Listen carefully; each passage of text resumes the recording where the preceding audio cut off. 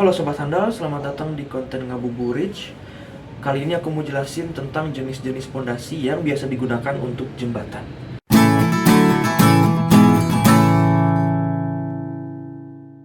Nah, seperti yang kita tahu, kalau jembatan terdiri dari struktur atas dan struktur bawah ya.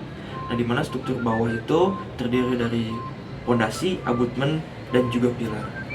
Nah, dimana pondasi merupakan komponen struktural yang sangat penting untuk semua bangunan ya, gak hanya jembatan. Kenapa?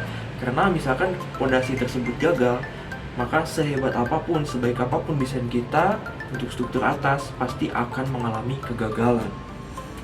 Nah, bicara mengenai pondasi, secara umum pondasi dibagi menjadi dua jenis, ada pondasi dangkal dan juga pondasi dalam.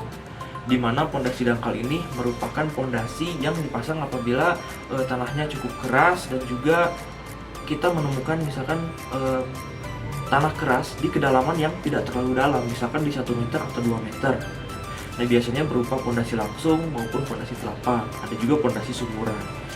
Nah, kemudian ada juga pondasi dalam, di mana pondasi dalam ini ada beberapa jenis ya. Misalkan yang pertama adalah pondasi tiang pancang. Sesuai dengan namanya, pondasi tiang pancang berupa pondasi yang berbentuk tiang yang dipancangkan ke dalam bumi. Nah, tiangnya itu bisa berupa baja habin, baja pipa, atau bisa juga berupa beton ya, yang biasa kita sebut dengan spoon pile. Nah, di mana proses pemancangannya pun berbeda-beda. Ada yang dipukul dengan hammer, dengan menggunakan alat drop hammer atau diesel hammer.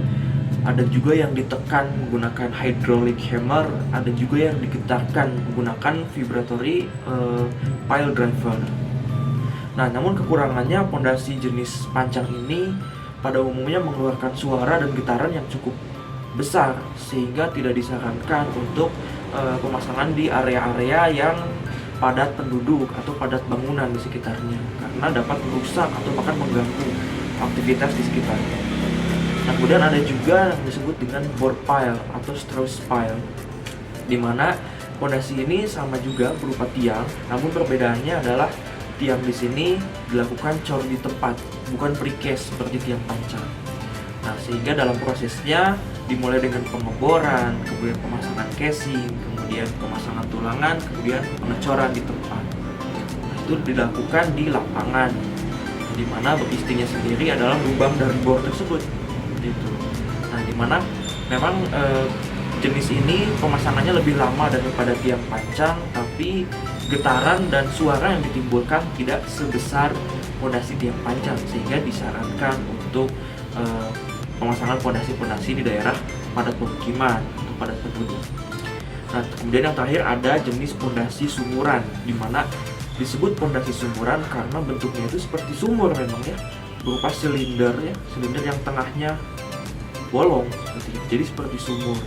Nah, dengan diameter yang 80 cm hingga 4 meter, di mana pada umumnya pondasi ini digali menggunakan cara manual seperti itu, dan memang untuk baik itu pondasi di kedalaman dangkal maupun dalam ini umum digunakan untuk jembatan.